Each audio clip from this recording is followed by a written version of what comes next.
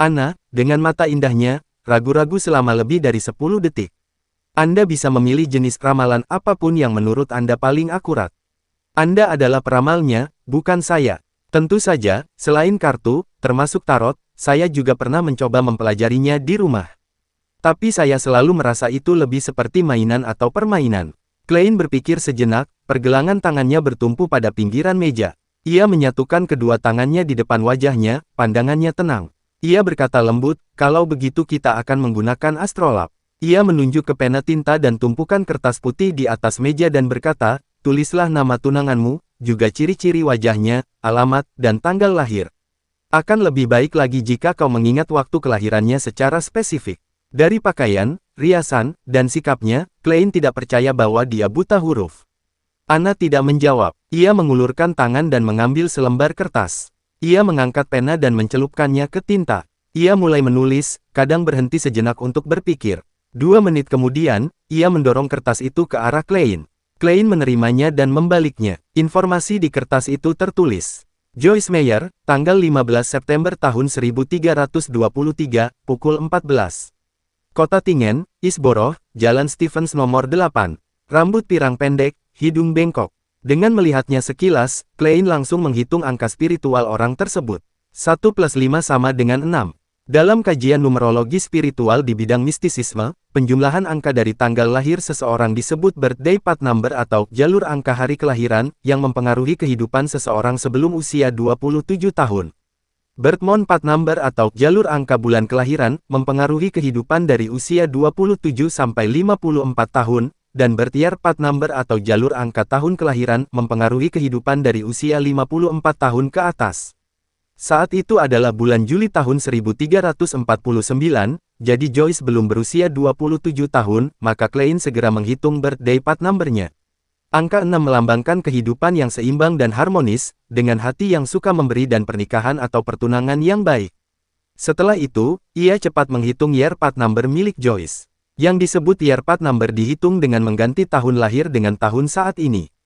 Angka-angkanya kemudian dijumlahkan bersama dengan birthday dan birth month path number untuk mendapatkan gambaran umum tentang keberuntungan seseorang di tahun itu. 1 plus 3 plus 4 plus 9 sama dengan 17, lalu 1 plus 7 sama dengan 8. 8 plus 9 angka bulan plus 6 angka hari sama dengan 23. 2 plus 3 sama dengan 5. Year path number-nya adalah 5, menandakan bahwa ia akan menghadapi perubahan dan kecelakaan. Ia akan dipaksa untuk mengambil risiko tertentu. Klein membuat penilaian diam-diam setelah menggabungkan fakta-fakta tersebut. Ia memastikan bahwa informasi yang diberikan Anna benar. Ia menarik pandangannya dari kertas dan menoleh ke Anna. Tuan Meyer berangkat pada tanggal 3 Juni. Jika dia tidak berbohong, maka memang itu harinya. Anna menggigit bibirnya. Baiklah, Klein mengambil pena dan mencatat hal itu. Ia menatap Anna dengan mata coklat gelapnya dan berkata dengan lembut, aku akan mulai membuat astrolab sekarang. Aku butuh waktu dan keheningan mutlak, apakah kau keberatan menunggu di luar? Angelica akan memberimu secangkir teh atau kopi. Baik, Anna tahu bahwa beberapa peramal punya kebiasaan aneh, jadi ia berdiri tanpa terkejut. Ia mengambil topinya yang berhias pita biru muda dan meninggalkan ruang topas. Klein mengunci pintu dan kembali ke meja. Ia mengikuti informasi dan mulai menyusun astrolab, termasuk elemen-elemen seperti horoskop dan posisi planet serta bintang terkait. Sepanjang prosesnya, ia tidak membuka buku panduan astromansi. Ia menyelesaikan penyusunan berdasarkan ingatannya. Dalam beberapa hari terakhir belajar mistisisme, Klein menyadari bahwa ia dapat dengan mudah memahami apapun tentang ramalan, dan cepat mengubahnya menjadi naluri. Mungkin itu kemampuan seorang sihir. Ia menyelesaikan astrolab dan merasa puas. Ia merasa tubuh, hati, dan jiwanya rileks secara keseluruhan. Saat ia menatap hasilnya, ia mengikuti jalur horoskop dan planet serta rincian pendukung lainnya untuk menyimpulkan bahwa Joyce Meyer mengalami kecelakaan tetapi akhirnya selamat. Sebenarnya, ramalan itu sudah selesai. Tapi Klein ingin memperhatikan transaksi bisnis pertamanya dengan sungguh-sungguh. Ia ingin membangun reputasi demi pekerjaan masa depan. Ia mengambil pena dan menulis satu kalimat dalam bahasa Hermes. Situasi Joyce Meyer saat ini. Ia membaca kalimat itu dalam hati dan menghafal informasi di kertas itu, mengulanginya lagi dan lagi. Setelah 7 kali, Klein meraih kertas itu dan menyandarkan tubuh di kursi. Ia membayangkan bola cahaya, dan matanya menjadi lebih gelap, memungkinkan dirinya cepat masuk ke kondisi kontemplasi. Lingkungannya menjadi seperti dunia gaib. Kabut tak berbentuk membentang di atasnya.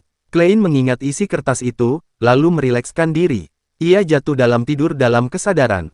Ia sedang menggunakan teknik ramalan mimpi. Dengan mengulang pertanyaan, mengingat rincian, dan membiarkan astral projection-nya menjelajahi dunia spiritual dalam mimpi, ia bisa memperoleh wahyu. Orang biasa juga kadang mengalami hal serupa, tapi mereka sulit mengingatnya, karena tanda-tanda dalam mimpi mereka sering rumit dan membingungkan. Seorang sir tidak akan mengalami kesulitan seperti itu, karena mereka bisa melihat gambarnya secara langsung. Lingkungan mulai mengabur saat Klein mulai tertidur. Dalam fantasi yang terdistorsi, ia melihat seorang pemuda pirang dengan hidung bengkok. Ia berenang panik di lautan darah, hampir ditelan oleh gelombang. Tapi akhirnya, ia berhasil mencapai daratan. Gambaran itu pecah dan berubah. Klein melihat sebuah rumah biru dengan kincir angin mainan di depan pintunya. Pemuda pirang itu masuk perlahan ke rumah, tampak gembira. Lalu gambaran berubah lagi. Klein sadar ia berada di dalam sebuah istana megah. Dinding-dindingnya rusak parah. Lumut dan ilalang tumbuh di banyak tempat. Melalui lubang-lubang di dinding, ia bisa melihat puncak gunung dan awan yang melekat padanya.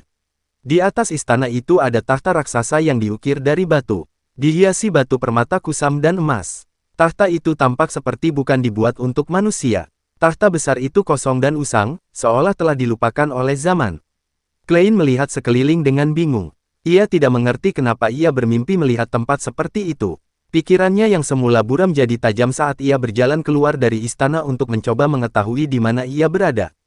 Tiba-tiba, ia merasakan sebuah tatapan mengarah padanya. Itu datang dari belakang. Klein langsung berbalik dan menatap ke arah tahta batu raksasa, hanya untuk melihat pemandangan mengerikan. Banyak belatung transparan menggeliat dan tumbuh perlahan. Klein terkejut dan terengah. Ia membuka matanya dan terbangun dari mimpi. Bola kristal, kartu tarot, dan astrolab yang sudah disiapkan masuk ke dalam pandangannya. Realita dengan cepat menggantikan mimpinya. Bagian awal mimpi adalah hasil ramalan, tapi apa arti mimpi bagian akhir, seolah-olah itu ditujukan padaku. Klein meletakkan kertas dan memijat pelipisnya sambil merenung. Ia bisa memastikan bahwa itu bukan proyeksi ketakutan pribadinya, karena ia sendiri yang melakukan ramalan. Sebuah istana yang bukan untuk manusia di puncak gunung. Tatapan hening, adegan aneh dengan penuh belatung. Klein menebak dalam hati sambil mengingat. Apakah ritual peningkat keberuntunganku telah terhubung dengan eksistensi itu, atau ini akibat dari buku catatan keluarga Antigonus? Benar, buku itu menyebutkan tentang Nation of the Evernight di pegunungan Hornachis. Istana dalam mimpi itu ada di puncak gunung. Ia membuat deduksi sederhana dan merasa lega bahwa ia telah memilih menjadi Sir. Menurut Old Nail, Mystery Prayers juga bisa meramal lewat mimpi, tapi tidak seefektif Sir. Ia tidak akan melepaskanku begitu saja. Yang bisa kuharapkan hanyalah penangkapan Rai Bieber secepatnya. Klein menenangkan diri dan mengambil kertas dengan gambar astrolab. Ia berjalan perlahan menuju pintu.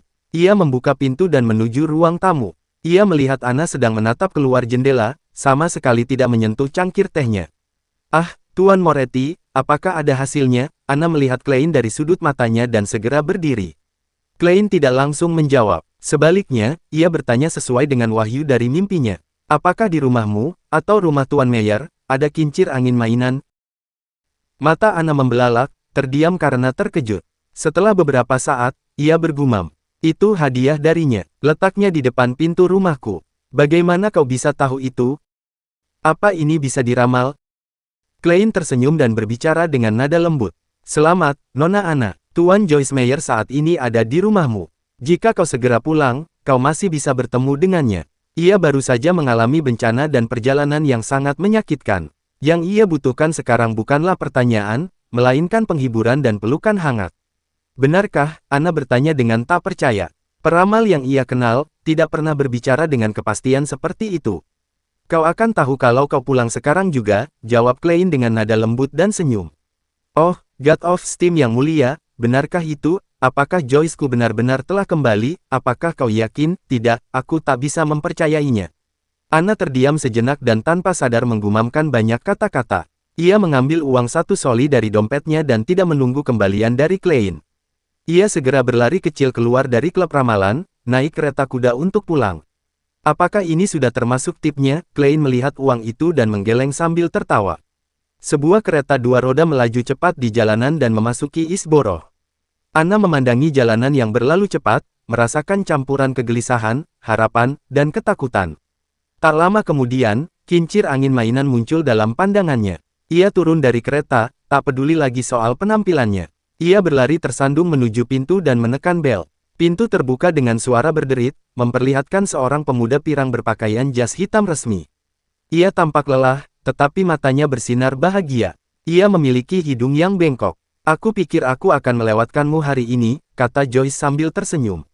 Oh, Steam yang mulia, kau benar-benar kembali. Anna mengusap matanya, berseru dengan kegembiraan. Apa yang dikatakan peramal itu benar? Tidak, dia bukan sekadar peramal biasa, dia adalah peramal sejati. Berbagai pikiran memenuhi benaknya saat Anna melompat memeluk tunangannya dengan air mata haru. Keduanya berpelukan dalam diam di depan rumah biru kehijauan itu. Kincir angin mainan berputar perlahan, seakan melempar semua kesulitan mereka jauh-jauh.